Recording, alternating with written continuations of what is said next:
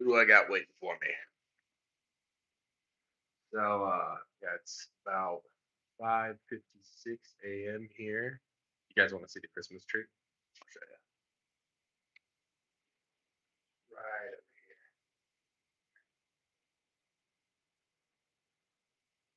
Pretty cool, huh? So my grandma, she likes to do turquoise as her favorite color. Got this one and pretty sweet. And we've got some holly around here. Well, it's essentially this isn't actually called a garland, but it is based on holly. We got that all around up through here. She's got some nutcrackers, which is pretty cool. But yeah, all kinds of Christmas stuff going on. Get this real quick. Um, so actually, you guys know why people talk about holly? There's that song, "Deck the halls with balls of holly." Da, da, da, da, da, da, da, da. Holly is actually a representation of Christ, and so that's why people put it's a wood that represents Christ, and so people will put it up there to remind Christians about Jesus. What's interesting is if you guys have seen Harry Potter, um, the wand Harry Potter uses is made out of holly because Harry Potter is a Christ figure. And then if you look at Voldemort, his wand in Harry Potter is made out of yew wood. And in Celtic folklore, yew wood, yeah, hey, Yukio 10 says Harry Potter. Yeah, in Harry Potter. His wand is made out of holly. Because think about it, Harry Potter, just like Jesus, he has to die. He has to be sacrificed because Dumbledore sacrifices him to save everyone, right? And then he's brought back to life, and then he stops evil. He stops Voldemort. Voldemort's wand is made out of yew wood, and that actually symbolizes death. Because in Celtic folklore, they believe that yew wood had like dead spirits in it and would bring death with it. So there's a lot of symbolism there. So yeah, you didn't think there was a connection between Christmas and Harry Potter, did you? Yeah, there's actually some really cool stuff in the seventh book that really drives it home too.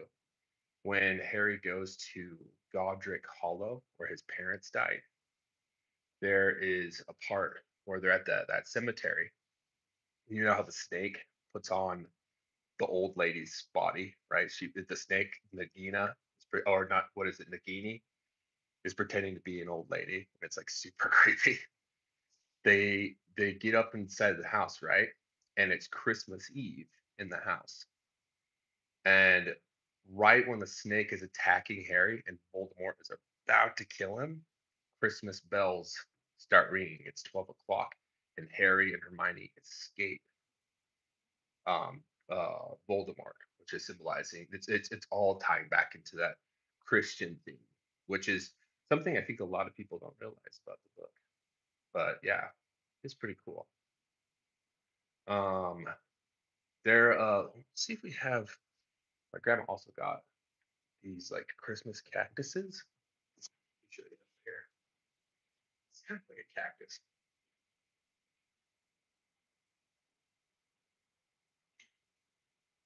So it's this plant right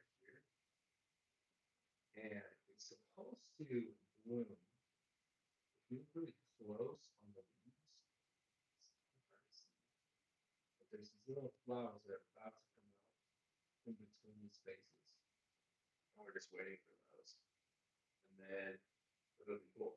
Hopefully they bloom by Christmas. And then this is my grandma's nativity scene. This one's Native American theme, which is kind of interesting. So yeah, lots of cool stuff like that. I think so. When it comes to oh, 王慧娟, is that right? 可爱的百步. Thanks. I think it's pretty cool too, huh? I like my grandma's decorations. And then Mong7215 said, "Hi, Mr. Adam, 亚当老师,晚安. How you doing? How you doing? Yeah. Oh, did I show you guys those reindeer that my grandma put up?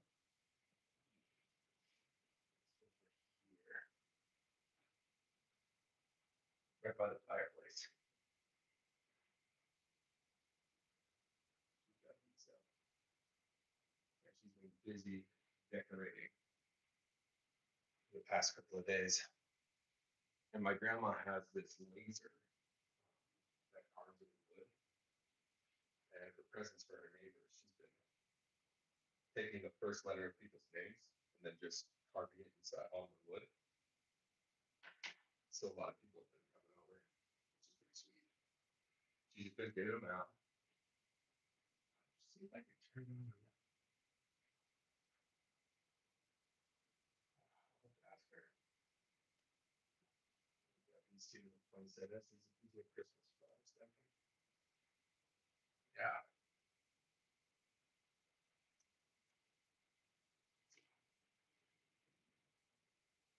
So, what do you guys want to talk about today? Do you guys want to talk about? We can talk about like Christmas stuff. We can talk about American culture. We can talk more about ADHD if you want to. We can talk about let's see. We can talk about like how to help kids learn English. Whatever you guys want to talk about, we can go through. Oh, Yukio said, "Is there snow today?" There isn't. I don't think there is. We can go out and check.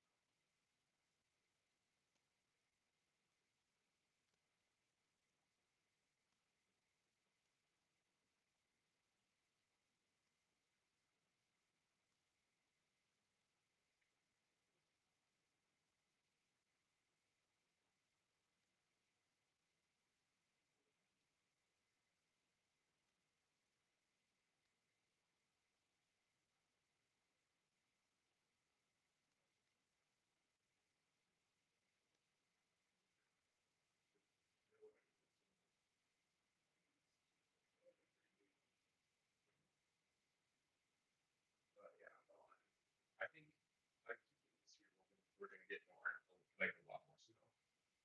Usually, like when it comes to snow,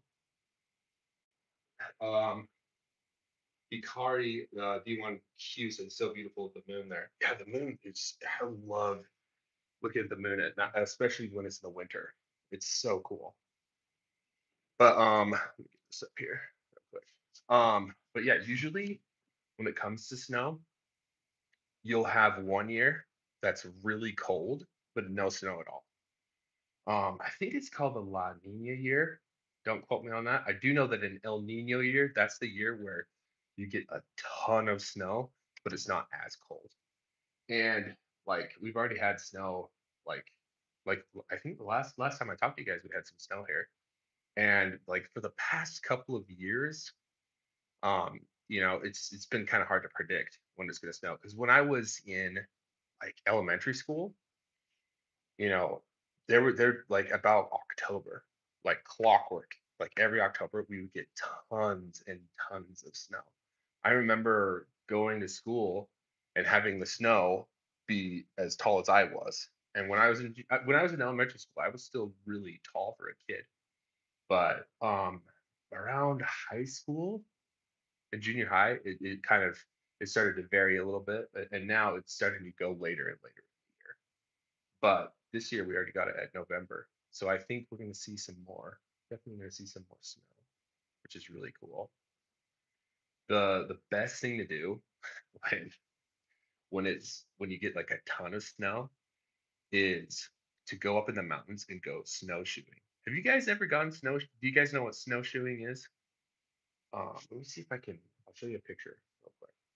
So snowshoeing is like hiking, but um, it's where you have these shoes that go on the bottom of your feet. Let me look up snowshoe. And when you wear these shoes, they look like tennis rackets on the bottom of your shoes, and you can walk on the top of the snow, and you can see all kinds of really cool stuff. Because usually in the winter, not as many people go out, right? And so when you're out hiking and walking on the snow, a lot of the animals think that there's going to be no people, and so you'll see like elk and deer and moose. Um, I've even had people tell me they've seen beavers. Yukio 10 said backcountry ski. Oh, I love skiing. Backcountry skiing so fun. A lot of people actually use snowshoes when they go backcountry skiing. So let me show you right here. Zoom in on this so you guys can see. So you guys see these shoes? See how it's kind of like a tennis racket shape at the bottom? So you can like walk on the top of super deep snow with snowshoes. Snowshoeing is way fun, but backcountry skiing is even funner. When I was, I think it was when I was in Boy Scouts. So I was about 12, and my scout troop, I had a really good uh, Boy Scouts group. We would go camping every single Friday, every day, like every week of the year, even in the winter.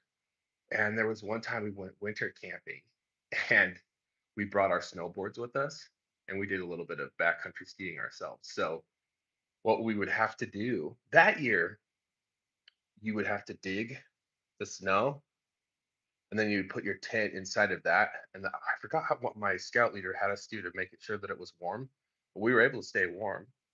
And then the place where we went, there's this huge hill, and we got some of the tables because there was like picnic tables at the place, and we would set them up, and we would jump on the tables and do tricks like, so in snowboarding you can jump on top of like a rail or a bench, and you could slide across the top of that. That's called grinding.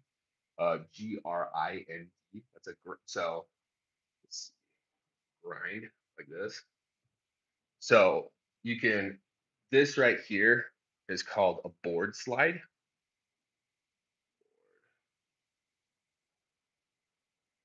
Slide. So it's where you go across the rail like this. But there's another one called a 50-50, and that's where you just go straight over the rail like that. And so we would practice different tricks. So we do board slides, 50-50. There's another one called a nose press. That's where when you're on your snowboard, you make the back tail go like this, and you go across the rail like that. You also have tail press. And so we would practice all of our tricks on those picnic tables. It was way fun. But the best time that we went winter camping was when we went to a place that is up. So if you remember when I took you guys to go to Smith and Edwards, it's like by that area.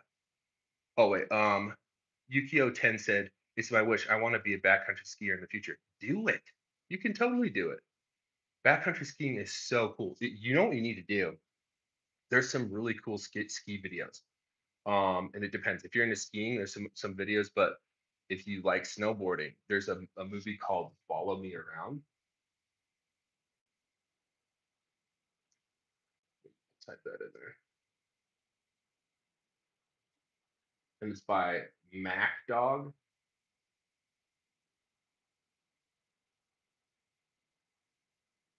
You should watch that because that they kind of show you like what to do, um, and how what their life is like. It's really cool. Mac Dog Productions, and Mac Dog Productions is from Utah, but there's some incredible snowboarders. But yeah, backcountry skiing is so fun. Um, it is kind of sketchy because you got to know where to ski, especially if you go up on like on the mountain. You got to make sure you're not where there's going to be shit bone like avalanches, right? Because if you go on, so you have a mountain, right? And you have the sun. Now, on the west side of the mountain, that's the most dangerous place to ski, especially in the spring, because in Utah, when the sun comes up, it'll melt the snow and then it'll get cold and then it'll freeze. And then it'll snow a bunch on top of that like hard ice, right? And then it'll melt, then the snow will come back up and that next layer will melt a little bit and then it'll freeze. And so all of these layers of snow have a thing of ice in between them, and so it's really easy to just slide off and cause an avalanche. On the east side it's not as much, but if you go up to like any ski resort in Utah in the winter, you'll hear cannons going off. You'll hear this like huge loud noise. What they're trying to do is get any of the avalanches to get triggered. Because if you make loud noises, sometimes that can cause vibrations, and that'll start an avalanche. But yeah, if you know what you're doing, backcountry skiing is so fun. But it does require um, kind of a different technique. So when you're in deep snow, like deep powder like that, you have to adjust how you're riding. So like at the ski resort, they have these things called cats. Here, I'll show you what it looks like. Cat,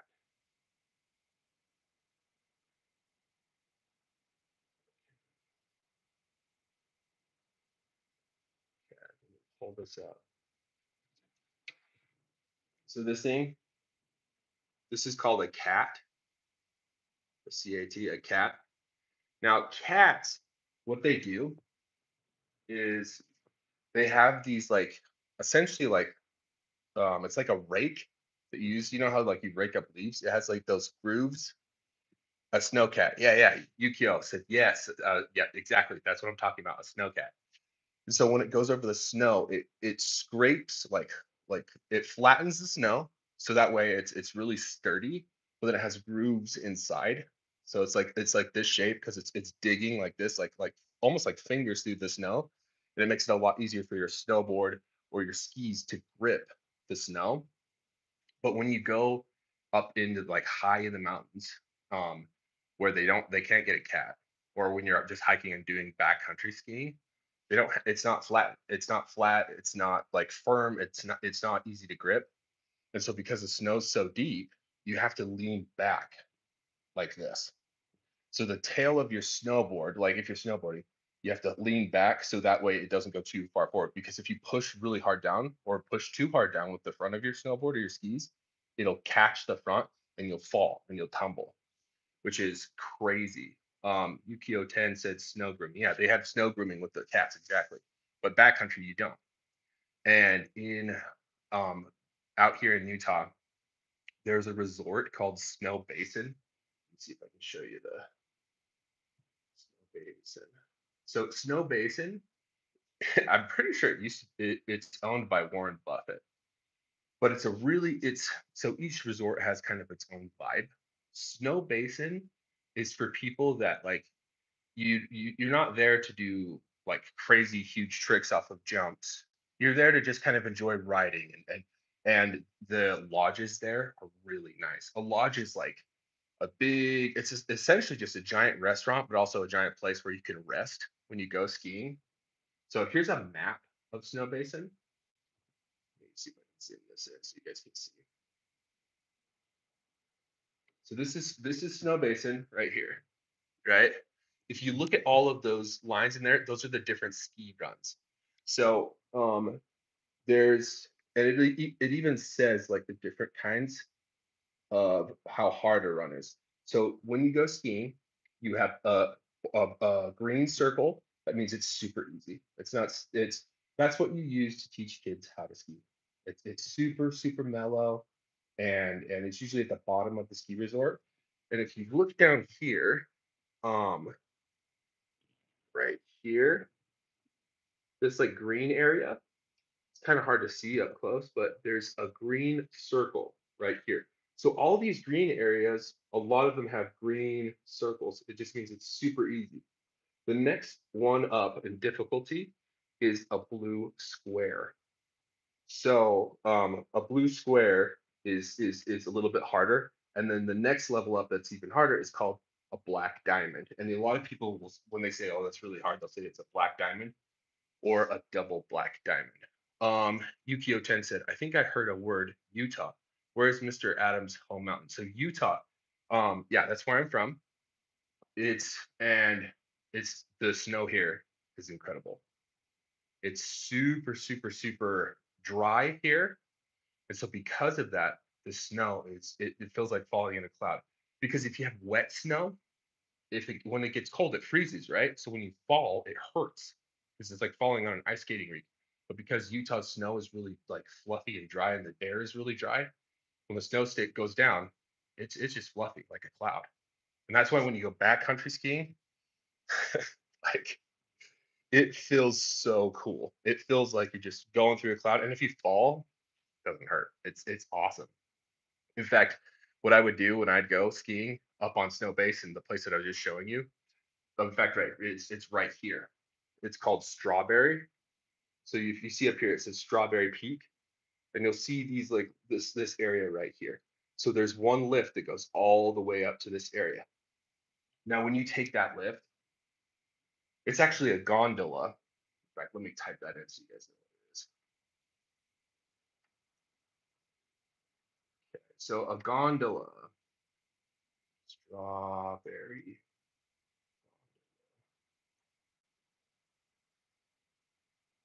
Okay. So this is a gondola right here. You see that how it's like a box?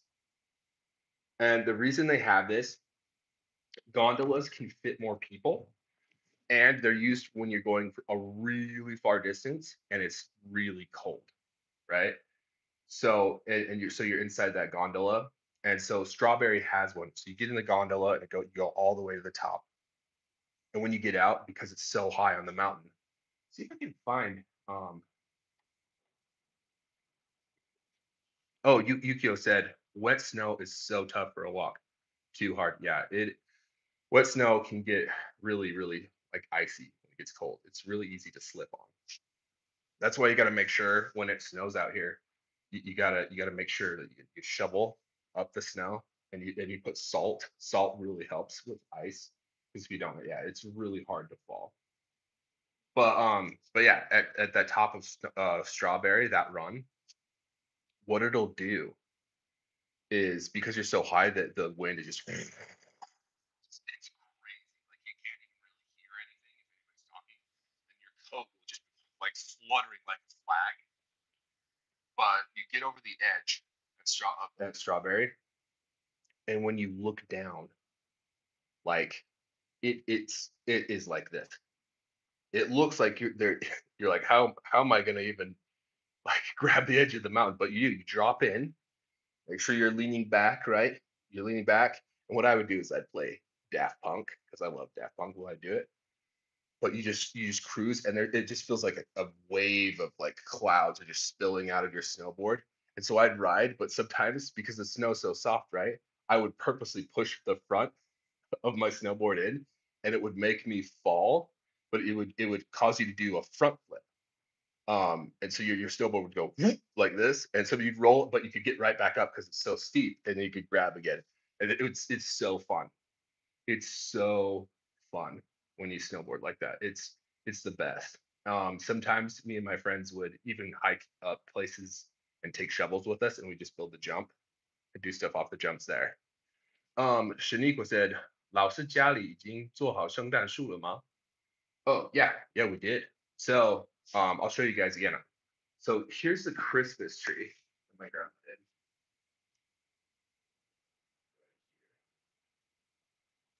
So you guys notice. See if I can get this to turn over to the side here. Actually, what I can do is this. Okay, so check this out. We got some turquoise ribbons going through here. And she's got one of these beads. We got some of these ornaments here. Yeah, my grandma loves turquoise. Go check out. Did you guys see this pine cone? Pine cone here. We've got white presents. Yeah, you'll notice that my grandma loves turquoise. That's actually my favorite color too. And then Shaniqua said,这是真的圣诞树还是塑胶树啊 Yeah. So this is a plastic tree. Um, if you get so there's pros and cons. If you get a plastic tree, it's really easy to put up. It never rots, it never gets bad, right? But it's not as and the other cool thing is it doesn't like have needles because real pine trees, the needles of the branches will drop on the ground, and when that happens, you have to clean it up. And real real Christmas trees, like if you use a real pine tree, it'll it'll smell amazing in the house. Like it's so cool. My friend Scott, his family always gets a real Christmas tree. So Christmas when you go up in their house, and they live up on the mountain. So you could go up, there's a snow everywhere, you open the door, and there would just be that like that pine tree smell, which was really cool. But yeah, my family, my mom and dad have a plastic tree that we've used since I was like 8. Like we've used that since then. And my grandma got this tree when she moved out here. So yeah, me personally, I think plastic trees are fine, but you'll probably find some Americans, well, a lot of Americans that think you have to have a real tree. Like you absolutely have to have like a like a legit Christmas tree. So in fact there's places just the other day, like me and my sister, we were driving in a city called Sandy. So Sandy, Utah is just like south of Salt Lake. And we were driving and we saw this Christmas tree farm. See if I can see it, find a picture of it so I can show you what I was seeing.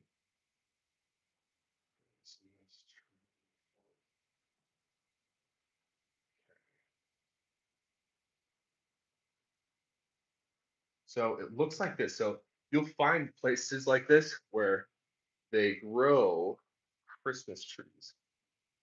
Do you see that? Camera's trying to get away from me. But yeah, you'll have a farm where people will actually grow like rows of pine trees, and then people will come and buy the trees from them. But yeah, we saw one in Sandy. My grandma's friend Kay lives in Oregon, but she's one of my grandma's best friends, and so she'll come down here and stay with my grandma. But Kay actually had a Christmas tree farm. That was one of her businesses that she owned up in Oregon. So yeah, some people get real ones, some people get, fake ones. My family has a fake one, but it just depends on what you want. I even like, have you guys seen the Charlie Brown Christmas? So like on Charlie Brown, it's called Merry Christmas, Charlie Brown. And the tree on that I actually think is really cool. Let's see, Brown Christmas. So let me show you.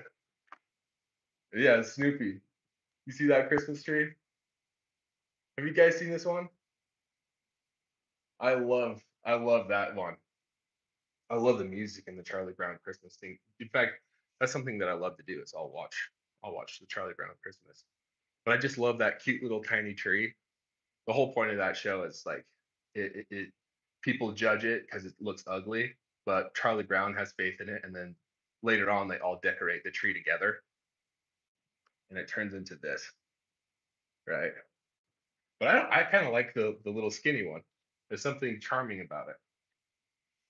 But yeah, it just depends. Every family has different ones. I've met people that have had giant metal Christmas trees that are like sculpted, which is really interesting. Let me see if I can find one. Show you what it looks like.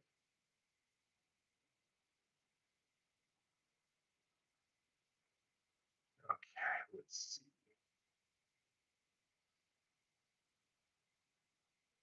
Like, trying to find a cool one so you guys can know what I'm talking about. So like this. You see that? It's like painted red, but it's metal. Some people will do that. But Yukio said Snoopy, yeah. So that's on Charlie Brown, yeah. It's that one's a super good one. In fact, have you guys heard the Christmas Time Is Here song? Let's see if I can find it.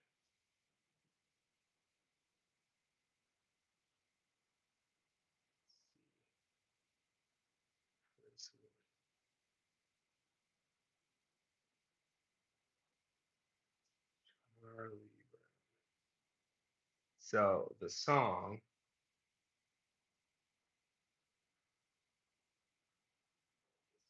You guys heard this one?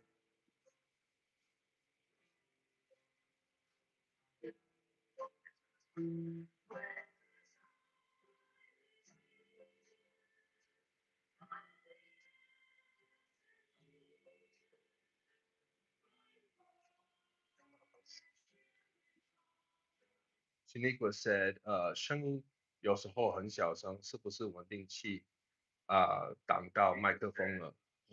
Probably. Let's see.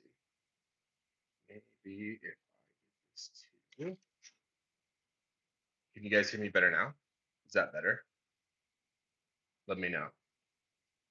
Let's see if I can get. Yeah. But yeah, that's the Charlie Brown song. So let's see if I can get the. But you'll go to like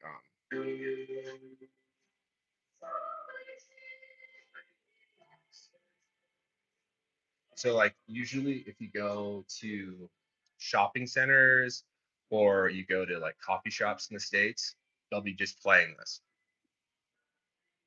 But I love the Charlie Brown music because it has that like jazz sound to it.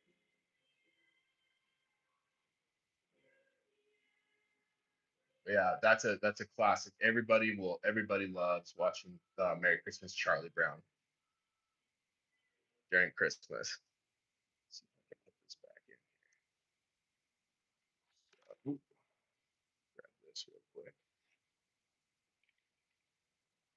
Let me know if you guys can hear me. If you can't, I'll just take it off of the one Ding Chi so you guys can.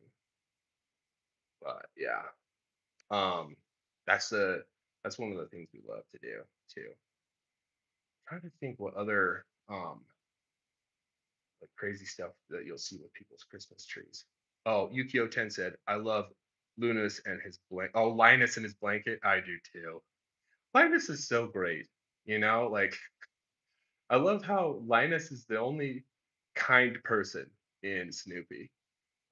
like in Charlie Brown. Like all the other kids are so mean to Charlie Brown, but Linus, he's just, he just he's just happy to be there and he doesn't judge people. Shaniqua said, 老师可以讲一个你最喜欢的圣诞故事吗? Um, it depends on what you mean. Do you mean like a fantasy story, or do you mean like a story that has to do with Christmas that's really happened to me? I guess I could just do both. Um, my favorite Christmas story. Um, probably when I was little, there was we would go to Temple Square. So Temple Square is down in Utah. It's in Salt Lake City. Let me see if I can show you. It's called Shengdian Guangchang in English.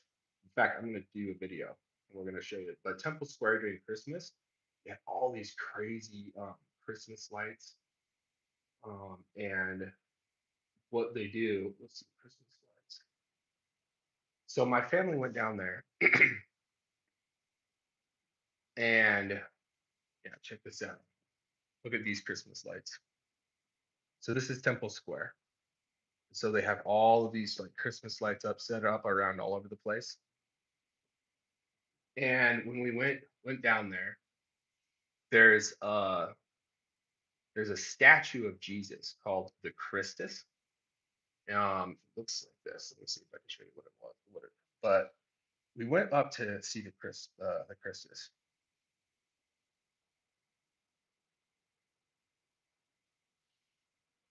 And it looks like this. There's a statue of Jesus like that. And so a lot of people from all over Utah will go up to Temple Square to look at the Christus. And so I went up there and I remember that there was this homeless man.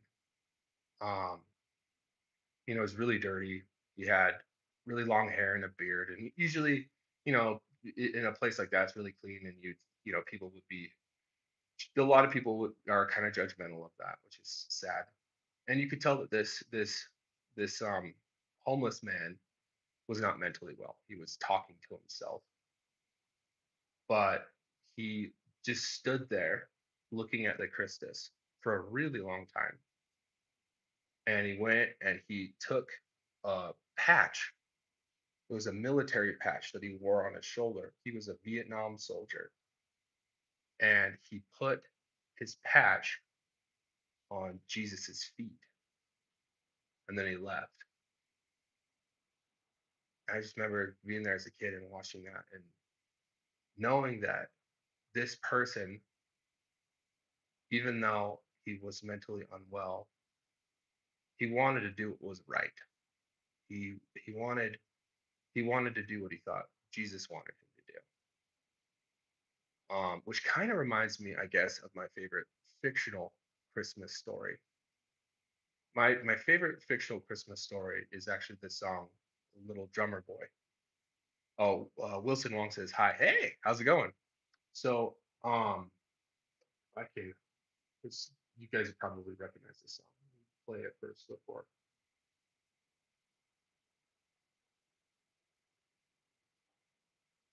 Okay. So this one, I like this version because it's David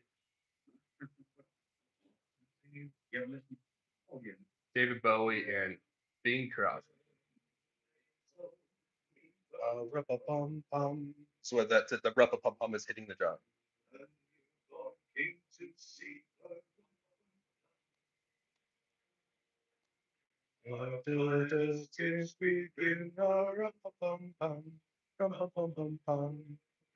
So the story behind that song is a little drummer boy.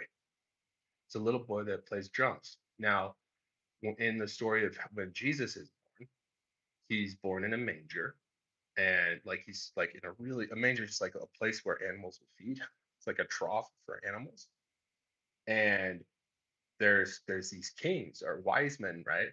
That come and they bring frankincense, which is like a it's a type of it's almost like incense, but also kind of like it can be used to be rubbed on your skin for healing properties. There's another king, and a wise man that had gold, another one that had myrrh, and so all these things were extremely expensive, especially during that time. In fact, you'd have to go to Oman to buy those kinds of things, which is a country out in South in on the Middle East. It's really far away from well, from their perspective, it's a really long camel ride to get there. And so you have this little drummer boy. He can't afford to give gold or give any kind of special ointment or incense that are really expensive like these other kings are giving. All he can do is play his little drum. And the reason I love that story is because it's enough. It's that's all in my at least in my religion.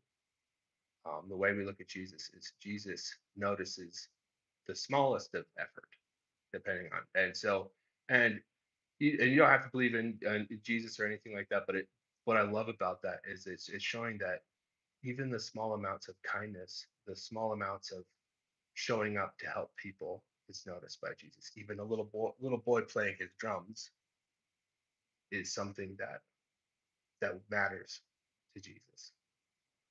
And it's encouraging because it shows that even our smallest little bits of effort can count towards that. So that's probably my favorite Christmas story.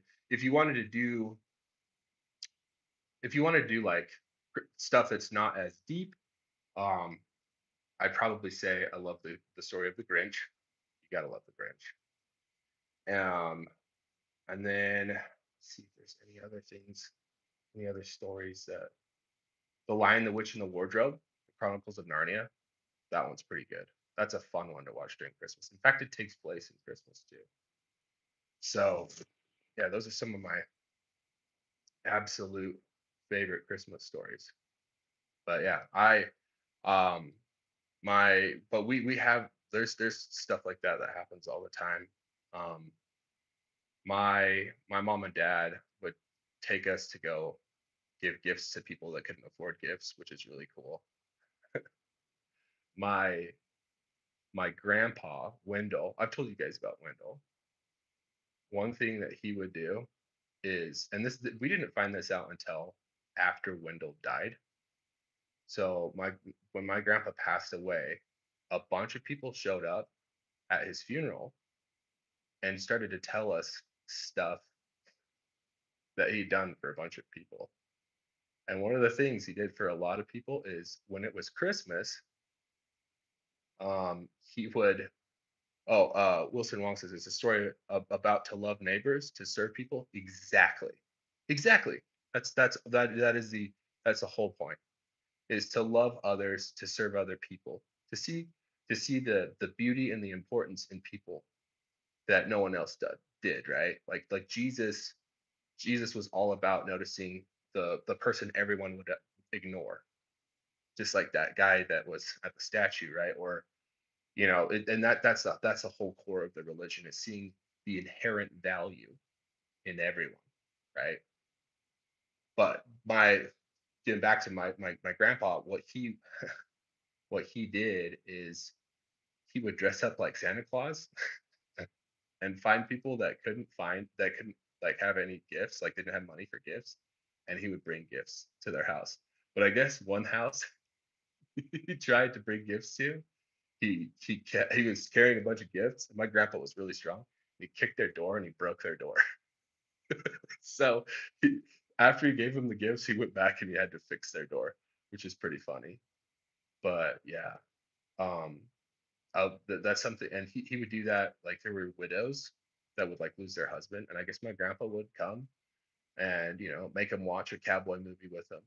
He would fix people's cars that couldn't afford to fix cars, because my grandpa was a mechanic. That's somebody that is really good at fixing cars.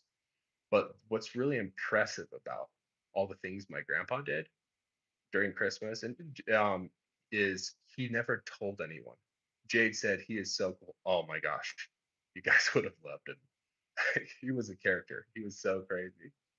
But yeah, he didn't tell anybody. Wilson Wong said, I can imagine how strong he is. Yeah, dude. It was when he grabbed you, it didn't even feel like a hand. It felt like a vice grip, like those metal things that you used to grab, like so strong. And that's because he would milk cows all the time. He had a dairy farm. That dairy is just like 牛奶类的意思, right? So he had cows specifically for milking. And so even when he was little, he was milking cows and he milked cows. And so his forearms were huge, just massive. Just this muscle right here was just huge. And on top of that, he could get bales of hay. So it's like those big things of straws. I think that's Baozao, right? He'd have like those big squares. Each one of those would weigh like Bosch bang, right? Which is crazy, super heavy. And he could just pick it up and throw it on the top of a truck. So he was super, super, super strong, crazy strong. User said, 你通常 um 你通常去哪里买圣诞树? So my family, we bought our Christmas tree when I was 8, and we still use it because it's a plastic Christmas tree. I think we got it at like maybe Costco or the mall or something like that, but we still have it today. But there's people that will get a new Christmas tree every single year. And so there's like little Christmas tree farms where you can go to, and you can go out and pick out whatever tree you want. And there's a lot of people that like to do that. There's advantages to having a real Christmas tree, and disadvantages to having one. I like plastic because it's easy. That's what my family does. But some people, they love the real tree. They love that. But yeah, me personally, I like, you get one and you use that for the rest of your life because it's easy and you don't have to clean up after it, right? So you just have to put it back in its box when you're done, when Christmas is over. So yeah. Um, but yeah, like my grandpa, he he um he would always start like random conversations with people. One time we went to Mexico, and there's little kids in Mexico, they'll sell gum called chiclets. and they tried to sell my grandpa some chiclets, and he just started to ask them, "Do you milk cows?" And he would start telling them about milking cows, and nobody cares. But he would ask everybody about milking cows. But despite that, man, yeah, he did a lot of good, and he did it quietly. Nobody even knew the stuff that he would do. So like, yeah, when I think of somebody that just silently helps other people and serves other people, he's like the first person that comes to mind. And because you'd have no idea, because it wasn't about letting other people know. It was just doing it because he wanted to do it, you know. So, which is pretty dang cool. Um, but yeah, and that is something that's interesting. You'll notice out in the States, especially during Christmas, people start to think about those things a little bit more. And then let's see, Tunyo said, "Good evening." Um, yeah, good evening. It's nice to see you. Glad to have you in here. Um, did you guys know that the Christmas tree actually, when they first started doing Christmas trees, it didn't even have to do with Christianity. It was a Germanic tradition. It had to do with their gods. But during that time, a lot of people started to convert to the Catholic Church, and there was a pope. I'm pretty sure it was Pope Gregory. He wanted these other, Germanic tribes, so like tribes that lived in Germany, England, and Spain. All of those people were called the Gauls. Their language is called Gaelic. In fact, if you go to Scotland and Ireland, there's still people that are descended from them that speak Gaelic. It's a really interesting sounding language, but they had their own traditions, right? These Germanic people and these Gaul people. And Pope Gregory said, well, how about we let them keep their festivals, their holidays, but we just make it about Jesus? And so that's what they did. They had a winter solstice festival that they called Yule, spelled Yule. And that's why even now today you'll hear the word Yuletide. So that's Yule.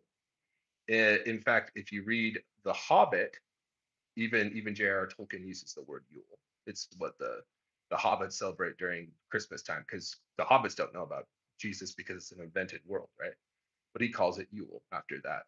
So they took that tradition and brought Jesus into it, talking about the birth of Jesus. But there's a song called Tannenbaum. It's from Germany. It's Oh Tannenbaum, da, da, da, da, da, da, da, right? They translated that into English, and it's Oh Christmas tree, right? But that's what that song is about. And it's just about decorating the Christmas tree during Christmas. Wilson Wong, can we play Santa in church during Christmas time? Just wondering your opinion. Absolutely. Yeah, of course you can. Um, so my church, we I've actually had to be Santa before. Um, we had a event where a bunch of people, kids with Down syndrome, wanted to have sit on Santa's lap, and so I dressed up like Santa Claus, and they asked me what they wanted for Christmas. My grandpa would do stuff at church. And if you're wondering if like it distracts away, Santa Claus is actually based on, a lot of people don't know this. He's actually based on a Christian saint named Saint Nicholas. He was alive. I think he was. I'm pretty sure it was like 1,500 years ago. Let's see. He was Turkish though. Okay, so he was alive 270 AD. So that's only 270 years after Jesus. And Saint Nicholas was known for giving people gifts. But he was really famous for um, making sure people could get married, because in that time you had to pay a dowry. That's where the husband, and you have that. There's that the same thing in Taiwanese culture, but it's when the husband has to give money to the parents of the wife so that they can get married. and a lot of people were poor back then, and so they couldn't get married. So Saint Nicholas was known for giving that money so people could get married, right? So at church, Santa Claus, and eventually over time it evolved into the Santa Claus we have today. So I think it's good because it helps kids. If you're a Christian and you want kids to understand the meaning of Christmas or to enjoy Christmas, you got to make it enjoyable first, right? It's kind of the same thing with what Jews do when they read their Torah. That's like their scriptures, their Jingwan. They actually put honey on each page, and the reason they do that is the kids will lick their finger and then turn the page when they're little, and they'll taste the honey, and it's helping the kid learn. Oh, this is a good thing, or it makes them like, oh, this is kind of fun. It makes them more willing to sit through it. So Santa Claus is a great way, and Christmas is a great way to get kids to think about Christmas and why we do Christmas and what the point of Christmas is, right? So I think Santa Claus is totally fine at church. That's not a big deal. Now there are some Christian sects like that some Jiao I think Jiao that think that it's wrong to do Santa Claus. So I know that 耶和华见证人 they believe that any kind of holiday that is built from like other cultures is wrong, and that it distracts from Jesus. And if you're that, then if you are a 耶和华见证人, then maybe that shouldn't be something you should be doing, you know. But it depends. Me personally, you know, I think it's fine. I think it's a great thing. But just if that's what your religion tells you not to do, then don't do it. You know, it's important to stick to your principles, whatever they are. But I think, I think it's great. I think it's a great way to help kids enjoy the season and to think about what Christmas is about. You know, plus, dude, watching kids talk to Santa, it is so cool. It brings that magic of when I was a kid, you know, and when I thought Santa Claus was real, right back. There's nothing more fun than watching a kid, um, you know, tell Santa what he wants, because kids will just pour their souls out to Santa. They'll tell Santa all these things that, you know, maybe they might be too scared to tell mom or dad or their brothers and sisters. And so it's really fun because they believe it. They really think that Santa Claus is the real deal. So Wilson Wong said, "Oh, I thought he is not really character. Worry Santa will distract us. Focus on Jesus, Jesus Christ." But I love what you shared. Well, I'm glad. I'm glad. Yeah. But again, everybody has their own philosophy. You know, that's what I think. You know, and that's what my family thinks. But it doesn't mean I'm right. You know what I'm saying? And I do know that there are definitely some Christian sects that think it does distract from Jesus. So it just depends on what sect you are. Just, you know, whatever um, type of Christianity or religion, if it has some rules, keep those rules. It's important. User said, "你有什么好笑的恋爱经历吗?" What kind like let me think. I've got a couple. Um let's see. Well, I guess I could tell you guys about there was this girl that I really liked when I was in junior high. Her name was Chloe Miller, and I was obsessed with her. I thought she was just so pretty. And um, when I was in sixth grade, I was friends with her. She would laugh at my jokes, but it wasn't until I was like in seventh grade that I started to have kind of a crush on her. But I kind of kept it to myself. But then in ninth grade, you know, I got more confident and I started talking to her, and we became boyfriend and girlfriend in ninth grade. Which boyfriend and girlfriend in ninth grade is you write notes to each other and say hi, I guess, you know. But there was this one time where I, me and my friends, we decided that we wanted to kiss the girls that we were dating. And because we were like, we're 15, so we need to kiss girls. Like for some reason, we decided that we were old enough and the time had come, and so we all made a promise. It was me, my friend Scott, and my other friend Andrew Hopkins. We all decided we were gonna kiss the girls that we were dating. So I was texting Chloe Miller one night, and I said, "Oh, I miss you so much. And she's like, I miss you too. I wish you were here. And I was like, I wish I was there too. Now she lived like really far away. And like it's like if you drove a car, it would take 15 minutes to get there. And you'd have to go on the highway to get to her house. She's like, I wish you were here. Well, I took that literally.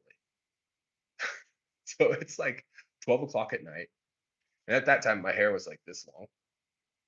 And I got in the car. I mean, I didn't get in the car. I snuck out my window and I was wearing all black because I was thinking, if I'm wearing all black, no one will see me. So I put on put on my clothes and I opened the window. I went outside and I had my headphones in. I was listening to the Beach Boys of all things, and I just started to run to her house. Now think about this. I'm 6'3", so that's 193公分, right? So you see this big, tall, like person with long hair, wearing nothing but black on the side of the road. Tell me that doesn't look sketchy, right? So I'm running, and this cop sees me running on the side of the road, and he turns the red and blue lights on, right?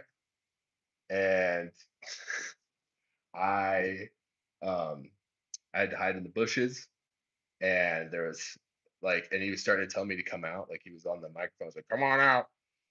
And there was like a rattlesnake that went under my arm, and I couldn't move because rattlesnakes like warm heat. And yeah, I finally got to her house, and we ended up not even kissing when I went there. So I guess that's one. There's another time where I gave her, it was Christmas time and it's the same girl. I gave her some chocolate and she didn't even eat it. Of course, when I, like looking back, I could see why, but at the time I was really mad. I bought a huge chocolate bar. It was like this big. It's huge. It weighed like 15 pounds, like 15 pounds of straight chocolate. And she didn't eat it. And I was like, I didn't eat my freaking chocolate that I got you. But now it's like, dude, no one can eat that much chocolate. And so yeah, there's that. Um, Another one. Let's see. Well, there was this one time where there's this girl that I really liked in college, and like I saw her at the gym because our college had a gym, and she had this tattoo on the back of her neck, and I was like, oh, I noticed it, but I didn't bring it up because I'm like, I bet because I'm Mormon, right? A lot of people don't talk about those. Um, Wilson Wong said, snake and cup. You can only choose one. What do you mean? Like a snake and a cup? Like you mean like somebody gives me a gift? Like a snake or a cup? What do you mean by that? Let me know. But yeah, like I'm kind of curious what you mean by snake and cup. You can only choose one. Well, I mean, 警察. Oh, um, the 警察. Oh, snake and cup. You can only choose one. Oh, okay, COP. That's how you say cop. But cup is 杯子. COP is cop. And then you say 你坐在树丛时. Oh yeah, yeah, yeah. When I was hiding in the bushes. Cop. Yeah, Yukiko said cop. Yeah. Yeah, you can only choose one. That cop, yeah, he was, luckily I had somebody, there was a car that sped past really fast. And so he kind of didn't know what to do because he's supposed to chase the person speeding, but then I was hiding in the bushes. So he said, stay here. And then he like left, right? I didn't stay. I kept going. But yeah, yeah, I had to choose between the two. But I'm lucky I didn't get bit because rattlesnake bite, because that's probably what it was. Rattlesnake bites, to get the anti venom. It's the stuff that you take to get rid of the wound in your blood system. It costs 10,000 美金. So expensive, so freaking expensive. So I'm glad I didn't get bit. But I mean, you gotta feel bad for the rattlesnakes because I know a lot of people. are scared of snakes. But you look at a snake, and it's the world is a scary place when you're 长着一颗头的面条, you know, like so all they have is their little fangs to bite you, you know. So I can see why I could see why snakes might be a little more aggressive because they lots of animals like to eat them, especially birds. So, but yeah, I'm glad I didn't get bit. So yeah, I did have to choose between a snake and a cop. But anyways, that girl in my call, Wilson Wong, yeah, yeah, yeah. Snakes are I love snakes. I love them so much. Uh, but yeah, that girl when I was at college, I saw her tattoo and I knew that like everybody in my school it was Mormon LDS. I knew she probably because in our church we don't like to we don't encourage people getting tattoos. You know, right now it's a lot more lax than before, but back then it's like tattoos were kind of something you weren't supposed to do. And so I'm sure a lot of people, I was sure that a lot of people were talking to her about it. So I ignored it. And then I was on the treadmill and then I pretended, you know, that I needed help using the treadmill. So she'd explain it to me. And I went on a date with her and then things were going well. Well, my friend Nate, um, my friend Nate had this girlfriend that she just had a really big mouth. She would always say the dumbest thing at the dumbest time. Now, the girl that I liked, the one with the tattoo on her neck, I she told me she was vegan and she didn't, anything like her animals. She just any of it, right? Well, when I was a kid, sometimes I would go hunting, you know, with my grandma and specifically pigeons around my grandma's house. And it was when I was really little. I stopped hunting pigeons because when I got older I didn't have time, right? And so, but I told Nate and this girl that I hunted pigeons. There's this like in just some random conversation. Well, we went on this double date with this me with that girl that I had a crush on, and Nate with Alicina. Hey, Alicina, what's up? And Nate with his girlfriend, right? So we were driving down, and things are going good. I'm flirting with the girl that I like, and she's kind of like I could tell she's you eat it, like more and more like there's more of a vibe.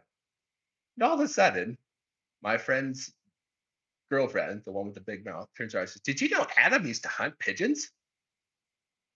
And oh my gosh, it was so awkward because I could see on her face. She's like, "Oh, what?"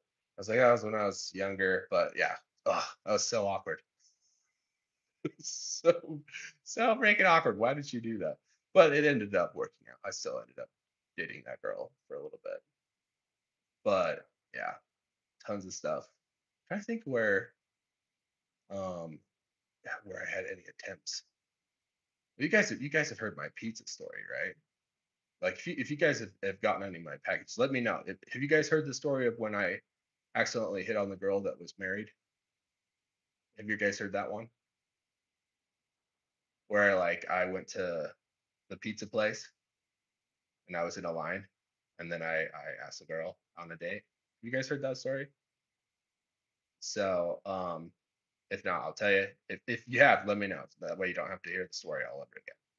So there when I was in junior high and high school, I was, I only had a couple of girls that I dated for and I was, I had a girlfriend, I stuck to that girlfriend. But right before I left high school, a bunch of like after I graduated, a bunch of girls were like, "How come you never asked me on a date? I was I had the hugest like crush on you and you never like talked to me." What's crazy is like a lot of these girls were really pretty. They were girls that like I thought, "Oh, I don't have a chance with this girl, right? I don't have a chance with this girl either, you know. She probably likes the guy, the football guy or whatever." And like a bunch of these girls said stuff, and I was like, "Duh, dang it. All right. When I go like in college, I'm gonna make sure that if I think a girl is cute, I'm just gonna try and talk to her. Worst case scenario, she just tells me to go away. Like the worst thing she can do is just say no, right? And so when I went to college, me and my friend had a thing called Rejection Tuesday. Every Tuesday, we would talk to any girl that we like thought was cute, right? And so we would talk to a bunch of girls, and we would do how many people you talk to, and the more rejections you got, the more points you got. Not that you need to try to get rejected, but if whoever had the more amount of rejections, whoever got 拒绝最多, that person, the other person would 请他吃饭. And so we would do that every Tuesday. And you talk to girls, and at first it's so, hey, hi, I just noticed you walking over there. Just wanted to say hi, like super bad. But over time, you get used to people like rejecting you, and you start to get more and more confident. And you get to the point where, people will say, they'll say whatever, and you start getting more and more dates because girls are starting to be interested, are starting to think, oh, he's kind of confident, right? Well, I went down to Little Caesars. It's like this little, it's a pizza place. It's the best pizza for like really cheap. So like one whole large pizza you can get for 5块美金. So that's like, what's that? 1500吗? No, no, that's not right. That'd be 30块乘以150 is about how much it would be. So you get a huge pizza for 150. And I was going there. User said 150. Thank you. Appreciate that. So we got in line. We were at the pizza place, and I saw this girl at the cash register, and I thought, that's pretty. She's pretty. I want to ask her on a date. So I got up. Now you got to realize this is Friday. So like the whole place is just packed. Like tons of people. I have a line of like 7 people behind me, and there's 4 different rows of cash registers, right? So the whole place is full. And I decided to ask this girl out. Now my friend Nate, me and Nate actually lived in Taiwan before we went to college for 2 years. We were missionaries together. We were the dudes with the white shirts, right? We did that where you're riding on the bike. So he spoke Mandarin. And I went up there and I started talking to the girl. I started flirting with her. And Nate knew what I was doing. But the problem is I hadn't learned because in high school nobody's married, right? In college, that's not the case. Some people are married, especially in Utah. And I didn't learn how to do the what they call the ring check, where you look on their hand, on their left hand, because in American culture, women that are married will wear a ring. I didn't learn to look for the ring yet. And so I started going and doing my routine, and my buddy Nate just kept saying, "Tietcher, Tietcher, Tietcher, Tietcher." But I was like, what is that? I wasn't quite sure what was, I wasn't really listening to him really clearly, but he kept saying, dude, Tietcher, Tietcher. And I was like, what the crap are you saying? And so I'm like kind of like, and I'm like trying anyways, and I'm like talking to this girl. And he keeps telling me, he's trying to warn me. And I finally get to the point where I ask her for her number, and she goes, sorry, I'm engaged. And by the time she said that, because my friend Nate, right, he's going, "Jitch, jitch, jitch, jitch," on me. Everybody in the room is looking at me in this in this restaurant. She's like, I'm sorry, I'm actually engaged. I'm gonna get married. I was like, oh. Yeah, it was really bad. But I was like, oh well, like he's a really lucky guy. But yeah, and then I got my pizza, and it was really awkward with my tail between my legs, like an ashamed dog. But then she like texted me a week later. She's like, I just felt bad for you, so I thought I'd text you back. It's like that doesn't make me feel better. Part of me wonders, like, is it or are you? Anyways, that was weird. So there you go. There's the Ida Wuchang. Yeah. Um, looks like it's already 7. Thanks for you guys coming out and talking with me about stuff. Make sure to come back next Tuesday, and if you can think of stuff you want to talk about, we can do that. Um, and yeah, I'll see you guys later.